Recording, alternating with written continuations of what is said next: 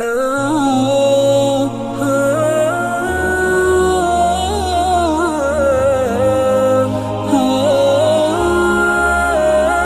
اگر قبۃ الصخرہ گرا دیا گیا تو مسجد اقصی گرا دی گئی، پھر جو ہوگا طوفان جو آئے گا اس سے پھر ایک بہت عظیم جنگ کا معاملہ. اس حدیث میں الملحمۃ العظمیٰ کہا گیا، عظیم ترین جنگ. یہ دونوں حدیثیں میرے پاس ہیں، ان کا ٹیکسٹ بھی ہے، ترجمہ بھی ہے، مسلم شریف کی روایات ہیں. لیکن ان جنگوں میں جتنا بڑا نقصان ہوگا جانی، اس کا اندازہ کیجئے. فَيَقْتَتِلُونَ مَقْتَلَةً، پھر وہ ایسی جنگ کریں گے، ایسی جنگ لم یرا مثلھا، جو اسی کے کبھی دنیا میں نہیں دیکھی گئی. کیونکہ واسط علاقے میں بہت بڑی جنگ ہو رہی ہے تو اور بات ہے. جنگ عظیم اول، جنگ عظیم دوم پوری دنیا میں پھیلی ہوئی تھی. یہ ایک مقام پر جو جنگ ہوگی مڈل ایسٹ میں، اور اس کی جگہ جو ہے جو آرمگیڈون کے نام سے جو ہے یہ جو مکاشفات یوحنا ہے اس میں کہا گیا آرمگیڈون، اور حدیث میں آیا الملحمۃ العظمیٰ، عظیم ترین جنگ. یہ لبنان، اسرائیل اور شام، جہاں یہ تینوں ملک ملتے ہیں گولان ہائٹس کے قریب، یہاں در حقیقت اس جنگ کو ہونا ہے، عظیم ترین جنگ.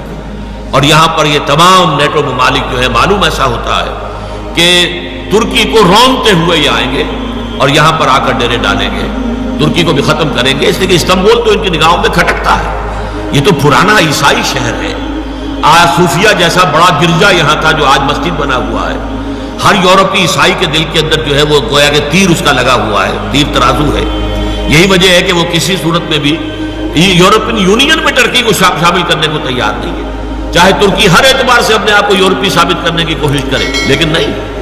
وہاں جو ہے عورتوں کے لیے سرپرستار باندھنا بھی ممنوع کر دیں، تبھی وہ انہیں اپنے ساتھ شمار کرنے کو تیار نہیں ہے. اس لیے نقشہ جو ہے آنے والا اس کو اچھی طرح سمجھ لیجئے کہ اس میں جیسا کہ حدیث میں آتا ہے جزیرہ نماء عرب میں بھی بہت بڑا طوفان آئے گا، اور صرف مدینہ منورہ جو ہے اور شاید اس کے نیچے مکہ مکرمہ، یہ حجاز کا علاقہ بچے گا، باقی پورے پر جو ہے وہ دشمنوں کا قبضہ ہوگا.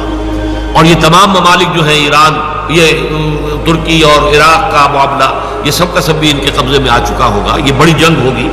اس میں الفاظ یہ آئے ہیں حتیٰ یخر میتا حتیٰ ان الطائر یمر بجنباتہم فلا یخلفوہم حتیٰ یخر میتا فیتعاد بنو الاب کانوا مئۃ فلا یجدونہ بقی منہم الا رجل واحد. اتنی لاشیں ہوں گی کہ ایک پرندہ اڑے گا، اڑتا رہے گا، اڑتا رہے گا. ایک تو ہوتے ہیں گدھ، مردار خور، ان کی بات اور ہے. ایک پرندے، چڑیے، یہ بڑی نفاست پسند ہوتی ہیں، یہ گندگی کے اوپر نہیں بیٹھتی، اترنا نہیں چاہتی. لیکن یہ کہ لاشوں سے اور ان کی بدبو سے وہ پورا علاقہ اس بری طریقے سے متاثر ہوگا کہ پرندہ اڑتا جائے گا، اڑتا جائے گا، اڑتا جائے گا، اسے اترنے کی جگہ نہیں ملے گی، یہاں تک کہ تھک کر وہ مر کر مردہ ہو کر نیچے گر جائے گا تو ایک لاش کے اوپر ہی گرے گا. اور اس کے بعد جب گنتی کی جائے گی تو ایک شخص کے 100 بیٹے ہوں گے تو ان میں سے ایک بچے گا. یعنی خاندان مراد ہے. ایک دادا کے فرض کیجئے کہ پوتے یا پردادا کے پڑپوتے جو ہے 100 تھے. ناظرین، امید ہے آپ کو آج کی ہماری ویڈیو پسند آئی ہوگی، لہٰذا ویڈیو کو لائک کیجئے، دوسروں تک شیئر کیجئے اور کومنٹ سیکشن کے اندر اپنی رائے کا اظہار ضرور کیجئے.